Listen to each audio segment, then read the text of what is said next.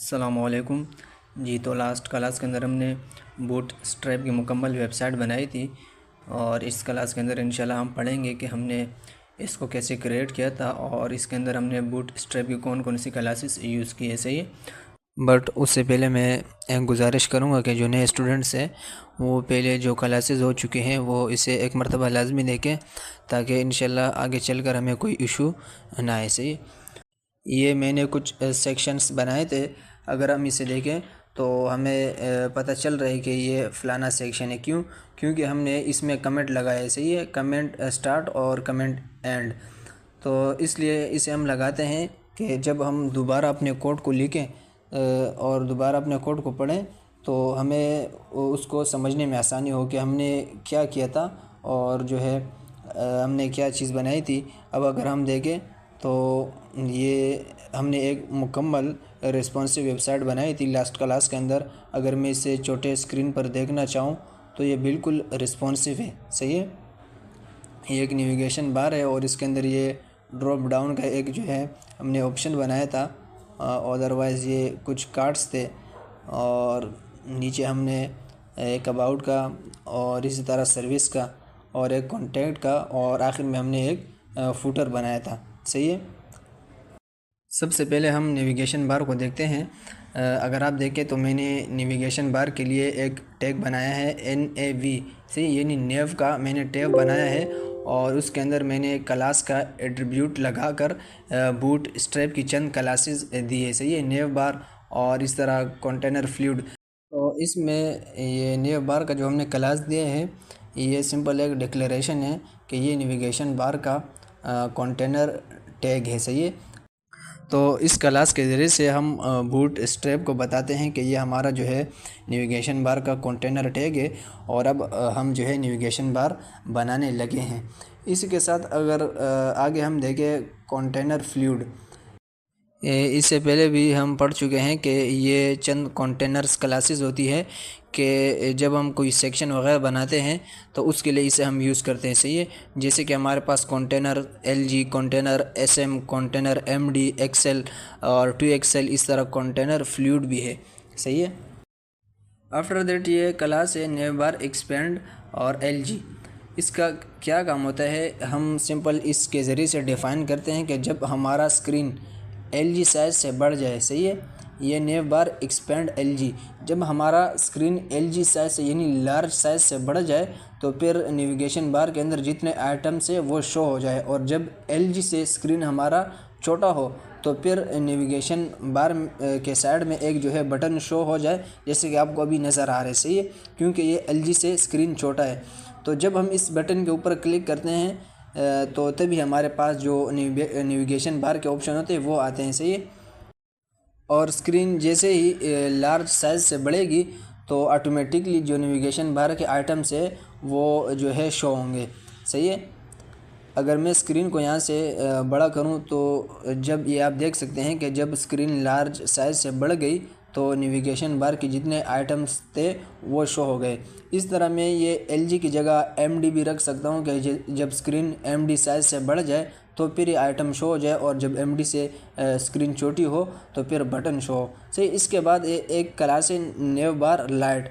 Simple ये हम navigation bar को कलर देने के लिए यूज़ करते हैं। सही है, अगर हम यहाँ पर नेव बार लाइट रखेंगे तो फिर जो नेविगेशन बार का जो आइटम्स का कलर होगा वो डार्क होगा, लेकिन जब हम यहाँ पर नेव बार डार्क रखेंगे तो नेविगेशन बार के जितने आइटम्स होंगे उनका जो कलर है वो लाइट होगा। सही है, यानी आइटम्स का कलर नेविगेशन बार के बिल्कुल उलट होता है। अगर मैं यहाँ पर लाइट की जगह डार्क कर दूँ, सही है,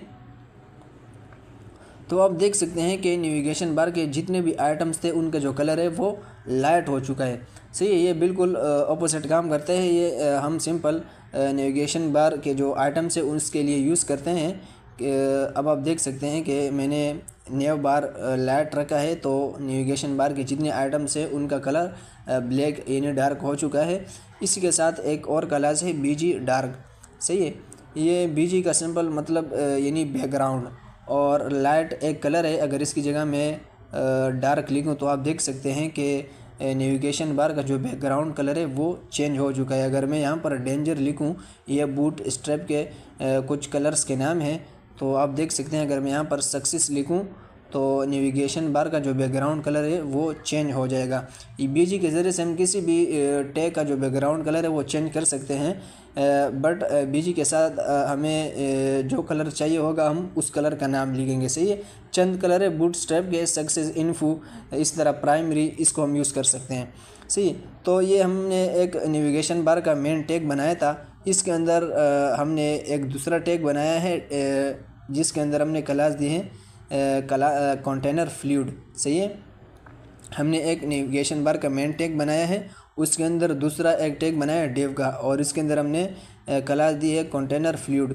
अगर मैं यहाँ से क्लास हटाऊँ तो आप देख सकते हैं कि इसका जो रिस्पॉन्सिव है वो बिल्कुल बेकार हो चुका है। सही है। तो इसी तरह कंटेनर फ्लूइड, इसको हम जो है किसी भी कोड के जो कंटेनर टैग्स होते हैं उसके लिए इसे हम यूज़ करते हैं। सही है। रिस्पॉन्सिव बनाने के लिए। आफ्टर दैट इसके अंदर नेविगेशन बार के अंदर हमारे पास एक लोगो होता है, उसके लिए यहाँ पर हम एंकर टैग बनाते हैं। सही है। अब आप देख सकते हैं कि यहाँ पर मैंने एक एंकर टैग बनाया है और उसके अंदर मैंने नेव बार लिखा है, और इसके अंदर मैंने एक क्लास दी है नेव बार ब्रांड। अब नेव बार ब्रांड क्लास का क्या मतलब है? सिंपल इसका मतलब ये है कि ये जो एंकर टैग है ये हमारा नेविगेशन बार का लोगो है। सही है। इसको हम लोगो की शक्ल में इसको हम पेश करना चाह रहे हैं, तो अब बूटस्ट्रैप इसे रीड करेगा और एक लोगो की शक्ल दे देगा। अच्छा, इसके नीचे हमने एक और डिव बनाया है जिसके अंदर हमने क्लास दी है कोलैप्स। अब कोलैप्स का क्या काम होता है? अगर मैं स्क्रीन को यहाँ से छोटा करूँ, अब ये जो बटन है ये जब हम इसके ऊपर क्लिक करते हैं तो ये ऑटोमेटिकली खुल जाते हैं। सही है। नेविगेशन बार के जितने ऑप्शन है वो खुल जाते हैं, और जब मैं फिर क्लिक करता हूँ तो फिर वो ऑप्शन फिर दोबारा बंद हो जाते हैं। अब ये कैसे होते हैं? ये जो हमने कोलैप्स का जो क्लास दिए है ये इससे होते हैं। सही। ये कंट्रोल करता है कि मुझे नेविगेशन बार के ऑप्शन कब शो कराने हैं।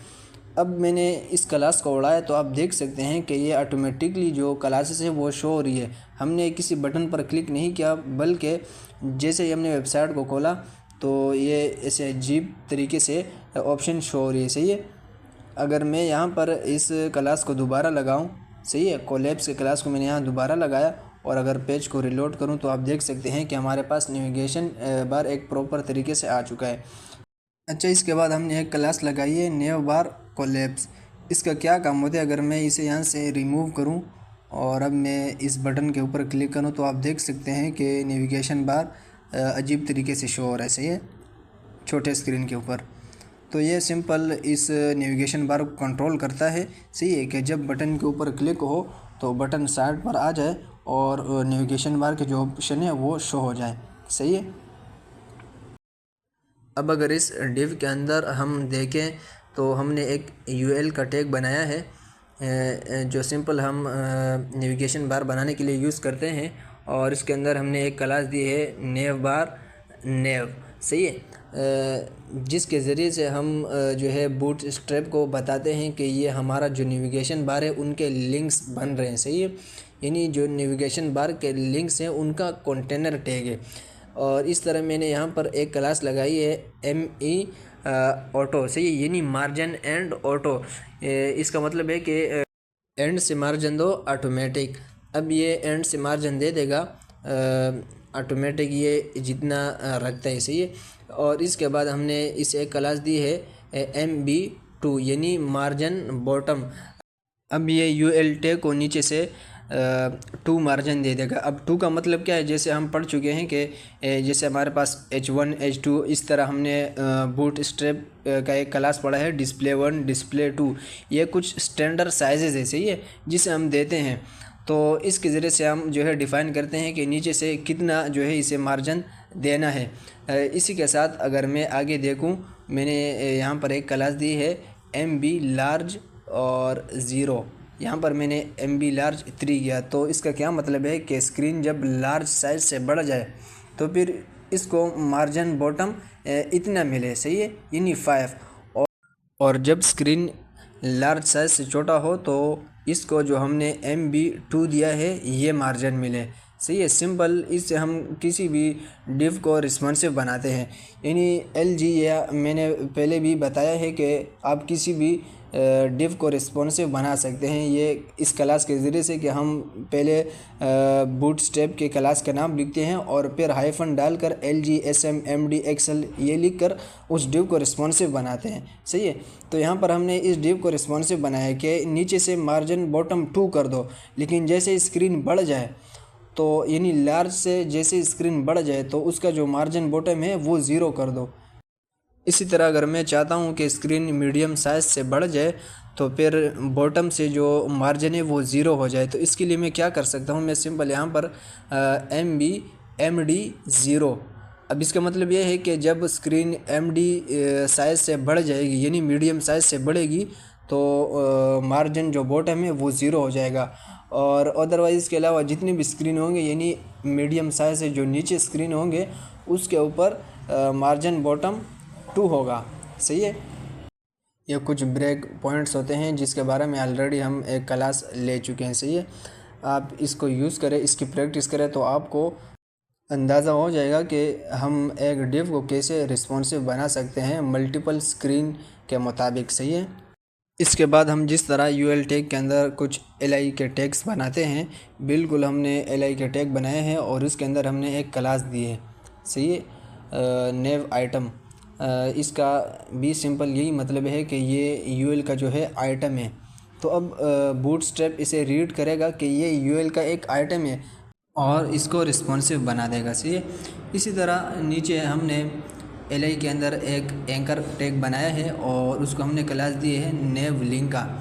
नेव लिंक यानी हम बूटस्ट्रैप को बताते हैं कि ये हमारे पास कोड के अंदर एक लिंक है। सही है, यानी नेविगेशन बार की एक लिंक है, तो अब ये एक लिंक के तौर पर बूटस्ट्रैप इसे रीड करता है। इसके साथ हमने एक क्लास दी है एक्टिव की। सही है, हमने एंकर टैग के अंदर एक एक्टिव का क्लास दिया है। अगर मैं यहाँ पर इसे लिख कर और आउटपुट में देखूँ तो आपको जो होम का बटन है वो थोड़ा सा डार्क नज़र आ रहा होगा। सही है, थोड़ा हाईलाइट होकर। तो सिंपल हम इसे किसी भी टैग को हाईलाइट करने के लिए इसे यूज़ करते हैं। सही है, सिंपल हमें कोई आइटम हाईलाइट कराना हो तो उसके लिए हम एक्टिव यूज़ कर सकते हैं।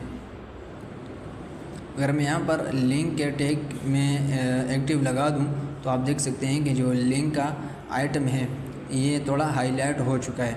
इसी तरह आप किसी भी लिंक को हाईलाइट कर सकते हैं। यहाँ पर मैंने लिंक के टैग को हाईलाइट किया है। इसी तरह नीचे हमने एक LI बनाई है और उसके अंदर एक एंकर टैग बनाया है, बट हमने LI के अंदर एक क्लास दी है ड्रॉप डाउन।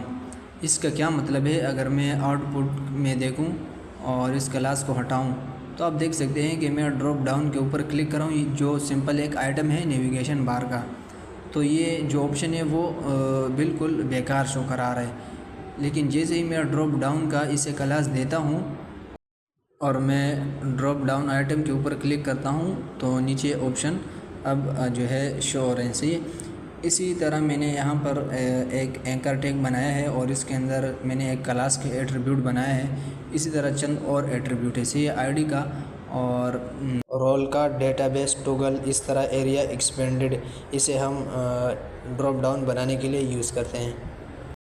और हमने इसी एंकर टैग के अंदर एक ID का एट्रीब्यूट बनाया है और इसके अंदर एक ID दी है।